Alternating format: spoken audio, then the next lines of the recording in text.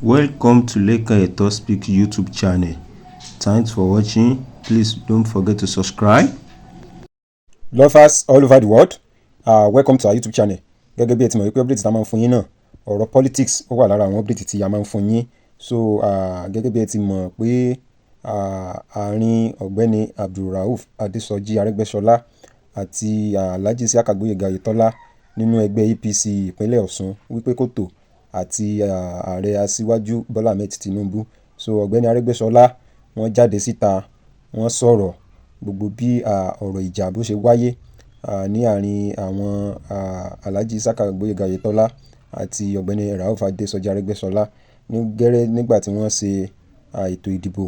ní ìpínlẹ̀ Ọ̀ṣun tán ní ọdún 2018. So gbogbo àwọn àṣírí ọ̀rọ̀ lẹ́kùnrẹ́rẹ́ gbogbo ẹ̀ ní ọ̀gbẹ́ni Abdulrauf Adésọjí Aregbsola ni wọ́n tú sí ìta. So a fẹ́ jẹ́ kẹ́ ẹ farabalẹ̀ kẹ́ ẹ gbọ́ ṣé bẹ́ẹ̀ lórí ẹ̀yin tẹ́ bá jẹ́ ọmọ ẹgbẹ́ APC tí ẹ mọ bí ìtàn bí ọ̀rọ̀ ó ṣe gómìnà kò ṣe gómìnà bó ṣe lọ ní ìpínlẹ̀ Ọ̀ṣun. A fẹ́ jẹ́ kẹ́ ẹ comment under comment section ṣé òótọ́ ni ọ̀gbẹ́ni Rauf Adésọjí Aregbsola sóòótọ́ ni wọ́n sọ àbí irọ́ ni wọ́n pa. So ẹ jẹ́ ká gbọ́ lẹ́nu ẹ̀yin tí ẹ bá jẹ́ core member APC tẹ́ ẹ mọ bó ṣe ń lọ, kò kí ń ṣe wípé ẹ̀yin tí ẹ mọ bó ṣe ń lọ. So ẹ ṣe gan ni a dúpẹ́ lọ́wọ́ yín. Ọlọ́run parí sáà ẹ̀ ó gbọ́dọ̀ fún ẹni tó wù ẹni tó gbọ́dọ̀ fún ó ṣe ètò ìjọba bọ́ lọ́wọ́ ẹ̀. ọ̀rọ̀ tẹnu mọ́. ọ̀rọ̀ ó sì jọba tó fẹ́ ṣe ó gbọ́dọ̀ fún ẹni tó wù ẹni tó gbé fún ó ṣe èyí tó wù kò ṣe ti ẹgbẹ́ àtàwọn lọ́wọ́ tó wà bọ́ lọ́wọ́ ẹ̀. aṣáájú Bọ́lá Ahmed Tinubu ó lọ́dún mẹ́jọ Ọlọ́run gbà fún ó pè ọbẹ̀ tó wù Ọlọ́run ní káwọn tó gbèjọba fún kọ́ ṣe tiẹ̀ ìjọba sì wà ń bẹ̀ dègbé ẹnì kejì rẹ̀ ẹnì kẹta nílẹ̀ káàrọ̀ òjì Rauf Aregbsola ni.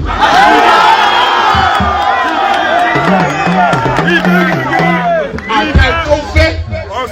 àtẹ̀tí ò fẹ́ òjò lọ́hún ṣe nìyẹn fún ṣe nìyẹn. àìpé mẹ́rin Ọlọ́run lè ṣe lọ́la fọ́kọ́ mẹ́rin àwọn mẹ́ta tó rọ̀ ní. a ṣèjọba ọdún mẹ́jọ níbí pẹ̀lú àṣẹ àtẹ̀tẹ̀yìn Ọlọ́run pẹ̀lú àṣẹ àti àtẹ̀yìn Ọlọ́run agbèfún ẹni tí a gbà wípé tí a rò wípé tiwa ló ń ṣe tẹgbẹ́ ó dẹ̀ máa ṣe agbèfún ó da ẹgbẹ́ ó dà wá ó wá balẹ̀ lọ. àrí bó ṣe rí. ó balẹ̀ lọ. ẹdú ọ̀rọ̀ pọ̀ tí wọ́n sọ lẹ́yìn ọ̀rọ̀ wà lẹ́yìn.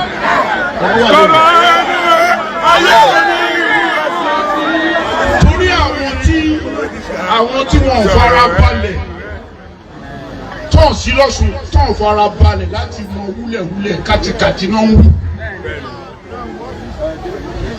Nígbà tí mo lọ nawọ́ ṣéwù sókè ní Ìkirì mo sọ pé ọdún mẹ́ta la fi ń bẹ̀rẹ̀ pé wá kí ni yóò gbọ́dọ̀ bàjẹ́ ọdún òtútù ọlẹ́ nìyí o torí àwọn kan ọ̀hún fẹ́ gbọ́rọ̀ ọdún mẹ́ta la fi ń lé pé oúnjẹ dáwọ́ sí yìí ò ṣeé ṣe.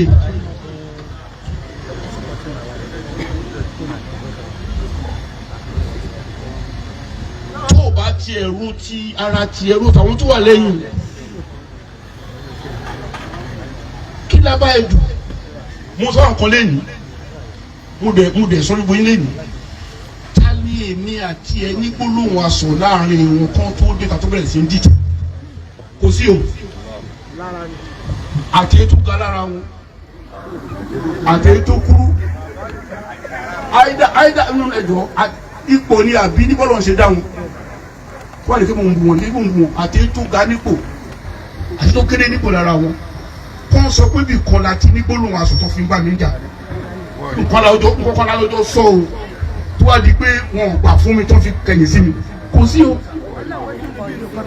mi ò ẹjọ́ mi ò béèrè ipò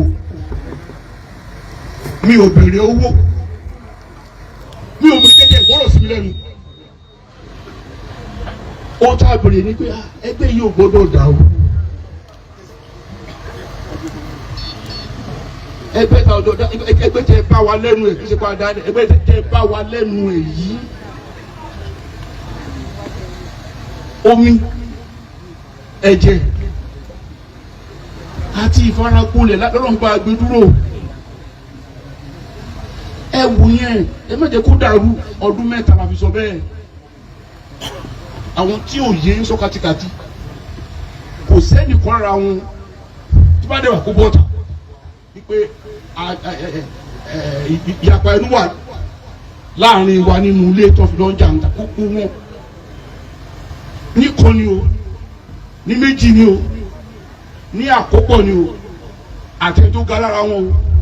àtẹni tó kú lára wọn o tó kéré nípò lára wọn ni o kò sẹ́ni tí mo bá sọ̀rọ̀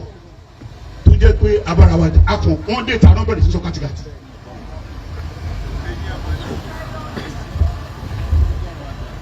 wọ́n dé ìta àwa ń kó àlùfàǹṣá àwọn ọmọ kan wá bá mi wọ́n dẹ̀ wá mi. wọ́n ní bọ́ọ̀lù káwọn ṣe rìn bọ́ọ̀lù ti fẹ́ rìn mo ti ṣe gómìnà tèmi o ẹ̀ǹtà gbé ibẹ̀ ló wà ń bẹ̀ gbogbo nǹkan tí ẹ fi dúró tì mí ẹ lọ fi dúró tì wọ́n wà ń bí wọ́n wà ń bí wọ́n wà ń bí wọ́n dẹ̀ lọ bá wọn pé a ti lọ rí ọ̀gbẹ́ni ó ní gbogbo nǹkan tá a fi dúró tì o tá a fi dúró tì o ohun tó ń sọ èmi kọ́ la sọ ṣùgbọ́n ọjọ́ ọ̀rọ̀ máa wà tó máa jáde nǹkan tó bá wọn sọ lẹ́yìn ọ̀rọ̀ àwọn ní ẹ̀sìn wọ́n sun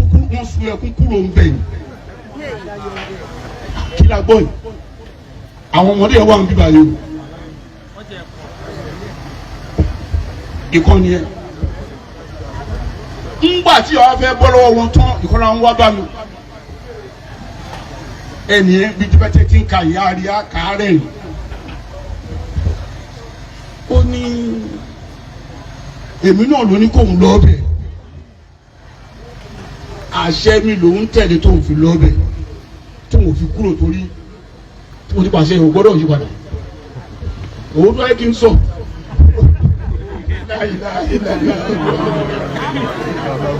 kí n dúpọ̀ àṣẹ yẹn sì kí n fi yí padà mo ní màmá obìnrin ni àgbàlagbà mo ní màmá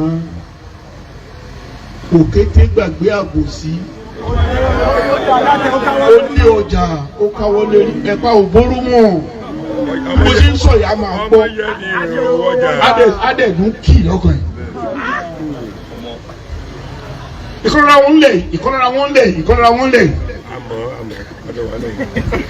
ìrọ̀ òògùn ọgbọ̀n lórí òun àti ìkọlọ́ra àwọn olórí ìjọba yìí ó wá ń sọ̀rọ̀ ó lọ gbẹ́ni lórí kó ń lọ síbi tó ń wà ó lóun fi lè kúrò ń bẹ̀ o mo ń sọ ilé ìkẹ́kọ̀ọ́ fi mọ̀ yí pé kò síbi tó ń lọ tó ń ti jàre màá sọ ilé ìkẹ́kọ̀ọ́ rí ẹgbọ́n lẹ́nu August 26, 2021